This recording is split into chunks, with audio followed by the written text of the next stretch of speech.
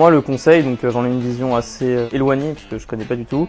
Donc pour moi, ça va être une entreprise qui va prêter des personnes quand il y a des besoins en coup de rush dans des boîtes et pour des prestations de haute qualité en ingénierie. Alors le terme conseil est assez ambigu, effectivement. Nous parlons bien d'une société de conseil opérationnel en ingénierie, autrement dit une société d'ingénieurs qui travaille sur différents types de projets, notamment dans le domaine du BTP et de l'industrie. Alors pour moi, être un consultant, c'est quelqu'un qui va travailler pour une entreprise, c'est-à-dire que l'entreprise va le charger d'une mission, d'être sur un terrain, sur son milieu, d'être un expert certainement dans son domaine et justement d'y répondre et de répondre à l'entreprise sur des questions qui peuvent lui être apportées sur des sujets et d'être là à titre de conseil. Alors c'est presque ça, mais pas tout à fait. Nos ingénieurs sont embauchés en CDI chez nous et vont intervenir directement chez nos clients en renfort d'équipe sur différents projets d'une durée moyenne d'environ 1 an. Un ingénieur d'affaires, il va avoir des entreprises pour les accompagner, pour les conseiller avec son retour d'expérience, avec le retour d'expérience de son entreprise. Et il aide l'entreprise à résoudre une problématique qu'elle ne peut pas traiter en interne. Alors c'est pas exactement ça.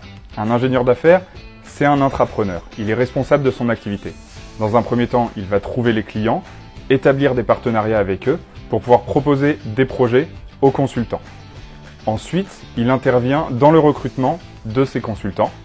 Et enfin, il va suivre ses consultants, son équipe de consultants, pendant toute la durée de leur projet et pendant toute leur vie au sein de B-Engineering.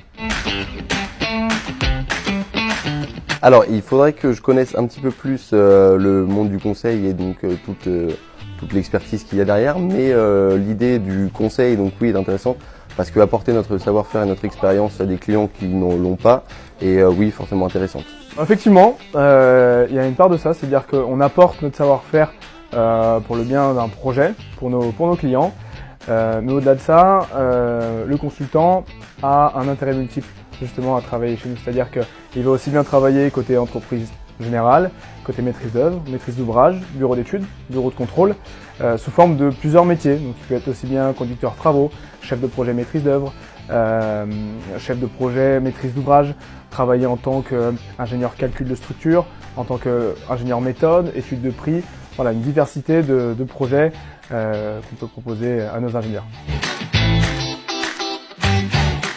Alors pour moi, B-Engineering, c'est une entreprise de consulting, mais après c'est flou. On n'a pas l'habitude de voir des entreprises comme ça. Nous, on a beaucoup d'entreprises générales, donc c'est vrai que nos connaissances se portent plus sur ces entreprises-là, mais j'aimerais en apprendre plus. C'est le but de notre partenariat avec le STC. Aujourd'hui, on sait que le STC est une école qui est très orientée conduite de travaux en entreprise générale. L'idée, c'est de présenter de nouvelles opportunités aux ingénieurs de l'ESTC et leur montrer tout ce qu'ils peuvent faire avec B-Engineering.